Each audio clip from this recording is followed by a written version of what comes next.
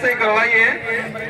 कांति भाई इंतजार कर रहे हैं अपने छगन भाई का इंतजार कर रहे हैं। छगन भाई जहां पर भी हो वहां पहुंचे।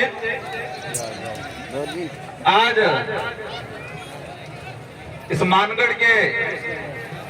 मानगढ़ धाम के इस पावन धरा पर 4 राज्य से आदिवासी समुदाय, साथ ही हमारे बीच में एससी और ओबीसी के कुछ साथी और माइनॉरिटी के कुछ साथी बिल प्रदेश की एकता को कायम करने के लिए इस मानगढ़ धाम पर एकत्रित हुए और हम सब के द्वारा 1913 में जो यहाँ पर एक शहादत हुआ था, 1500 से ऊपर बिलों को मारा गया था, उनके वंशज के रूप में हम आज एकत्रित हुए हैं।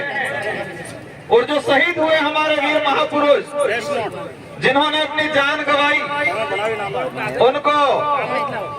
उनके जो सपने थे, उनका जो उद्देश्य था, हम सब मिलकर पूरा करने की कोशिश करेंगे। आज इस पहाड़ी पर जो साथी आए हैं, आदिवासी समाज की अगर बात करें, राजस्थान के अंदर टोटल जनसंख्या का 12.5% जनसंख्या आदिवासी।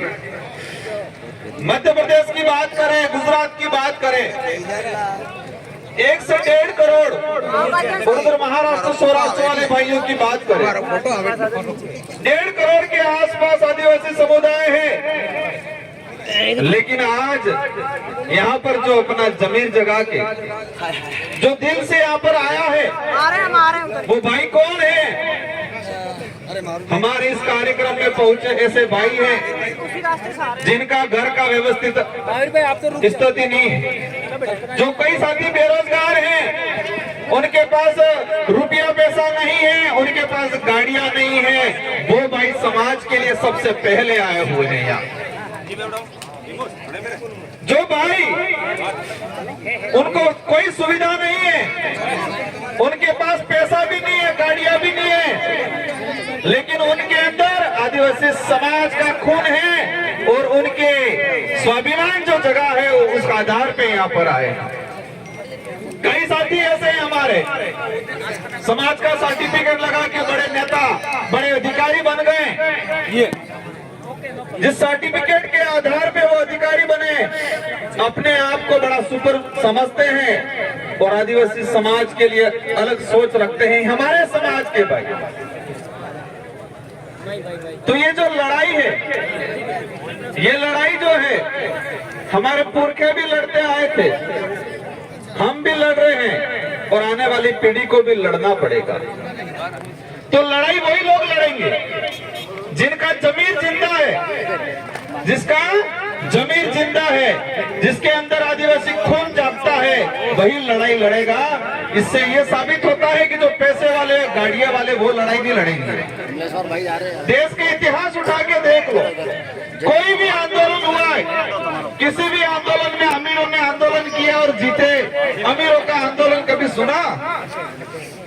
कोई भी समाज हो वाले आदमी से मिल लेता जो धरातल से जुड़ा हुआ है, जो समाज की भावना रखता है, वही व्यक्ति आंदोलन करता है। तो मैं आप सबको खूब खूब दिल से धन्यवाद देना चाहूंगा। आपके अंदर समाज की जो भावना है, आपके अंदर जो समाज के प्रति जो जागृति आई है, आप चाहते हो आने वाली पीढ़ी सुरक्षित रहे, इसी अनुरूप आप आए और ये कारवां बढ़ता रहे। जाम लगा था, खुलवाया जाकर। आज इस अवसर पे देश के अंदर हमारे समाज के साथ क्या हो रहा है, इससे पहले मैं कुछ बात बताना चाहूंगा। जैसे भी चलवा करके हम कहते हैं हमको लड़ाई लड़नी है, दिया नहीं हो किसी ने, हमको लड़ाई लड़नी है, लेकिन लड़ाई किस लिए लड़नी है?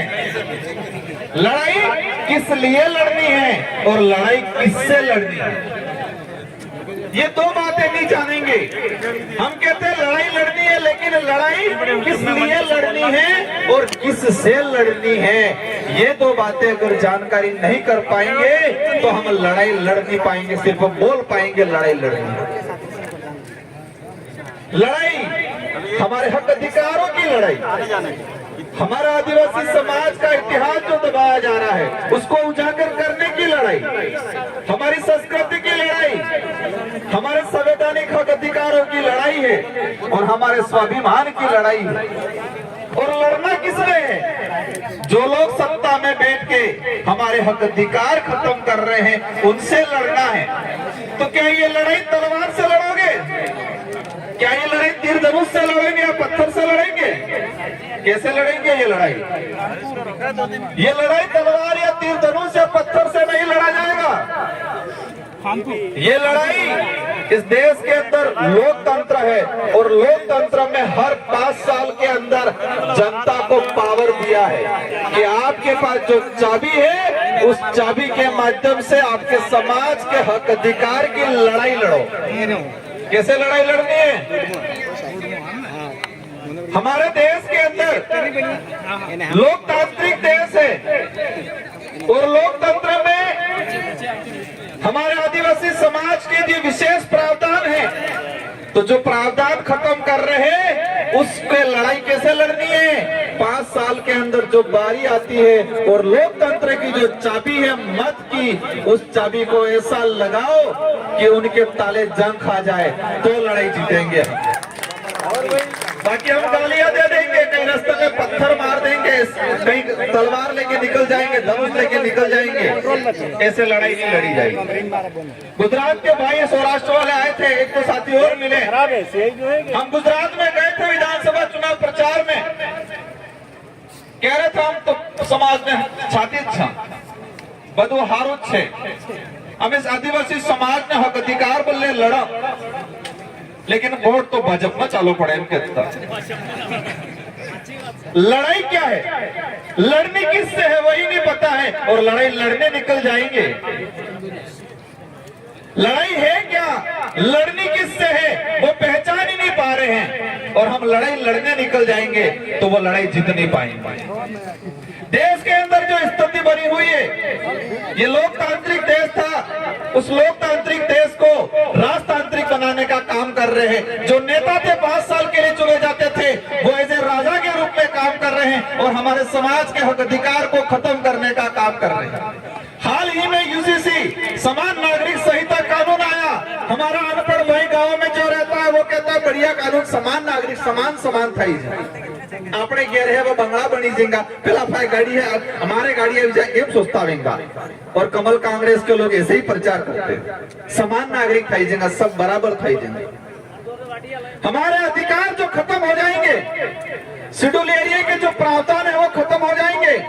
और मैं इस मंच के माध्यम से कहना चाहता हूं कि अगर समान नागरिक संहिता कानून पास हो गया तो जो ये बांसवाड़ा और डूंगरपुर में हमारे जो लोकसभा सांसद चुन के गए हैं वो नेक्स्ट कभी कोई चुनाव नहीं लड़ पाएंगे।